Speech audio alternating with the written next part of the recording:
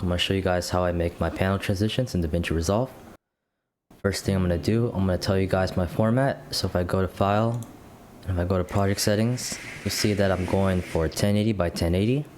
And you can see my timeline frame rate is 24 frames per second. So I'm going to go down here to Edit.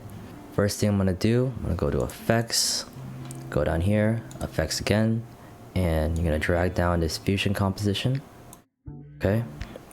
And then you're going to right click on this, left click on Open the Fusion page, and it's going to bring you here. Now you're going to drag down this background node, and then you're going to go, it's going to connect it to the media output, just like that. If you like, you can keep it black if you want, but I'm going to change it to yellow. And I'm going to bring down a render 3D, merge 3D, and a camera 3D. Okay, I'm going to connect this all one by one and then connect it to the background. Make sure to merge it in front, and we want to use an image. So I'm going to use my panel right here. Okay, fresh new Wonder Woman panel right here.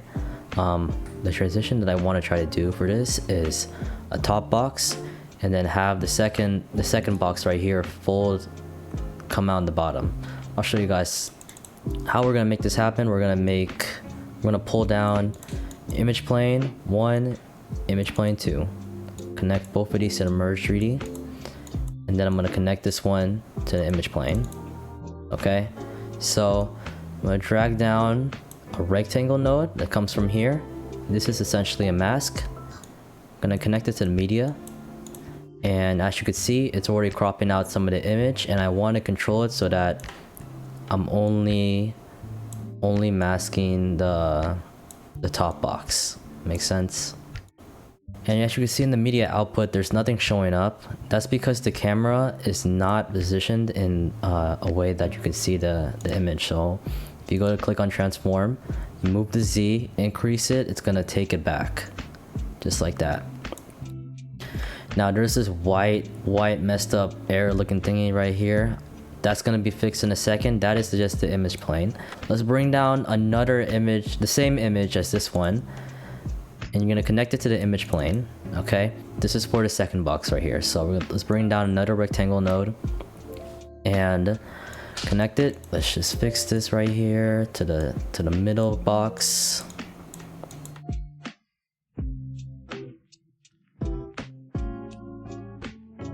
And let's see, we can zoom in right here. That looks pretty good. Let's check on the other media output.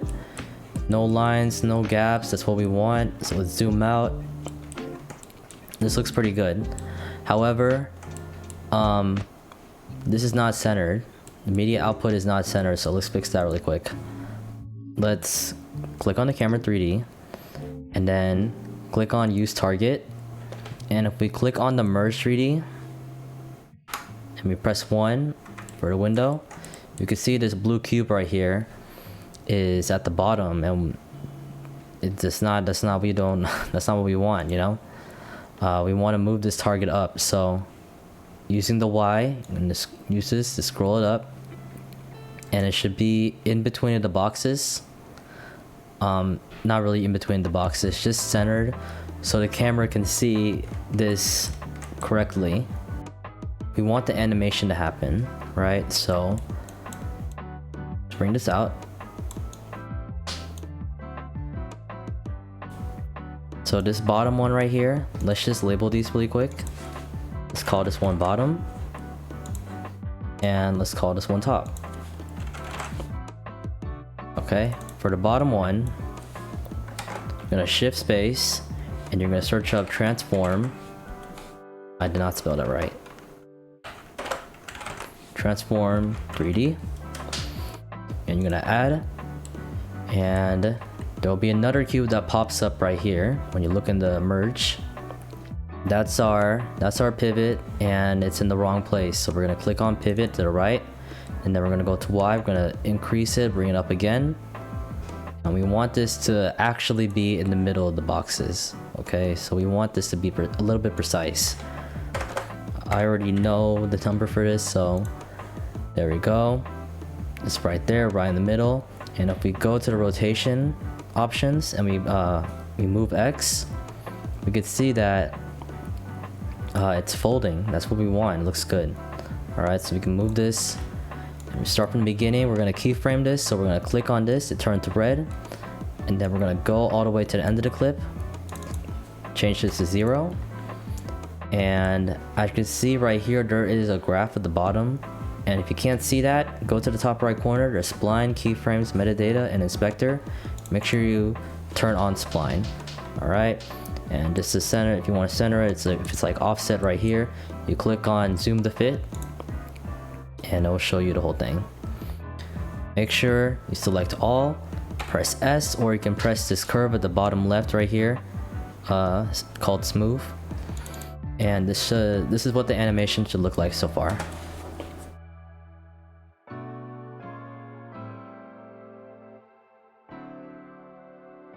Okay, the clip is long, so the animation is really slow. You select all, and we can tighten these graphs like this.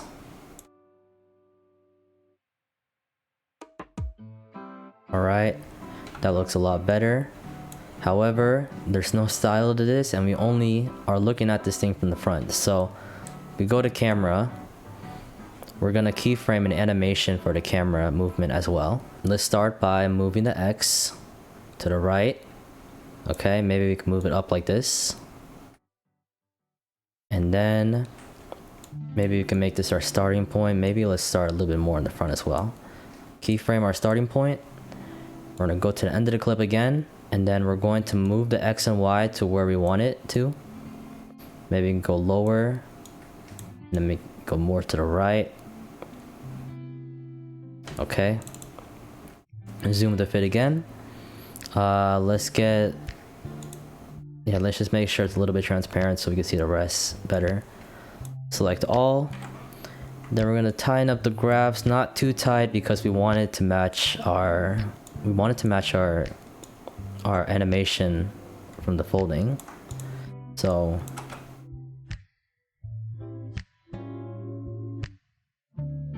that looks nice. Yeah, it's kind of slow. The clip is long, so yeah, that looks pretty good. We want to add motion blur. You can. I'll show you that right now. So you go to renderer 3D. Okay. Then you go to the renderer type, software renderer. You change this to OpenGL. Okay. Go to settings.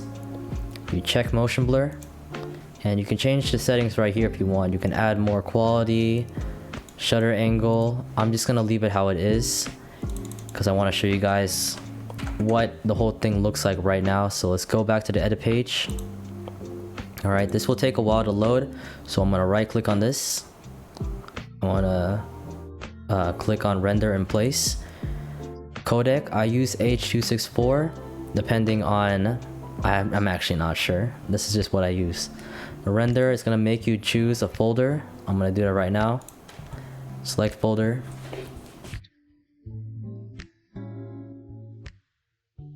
Okay, and this should be what the final product looks like.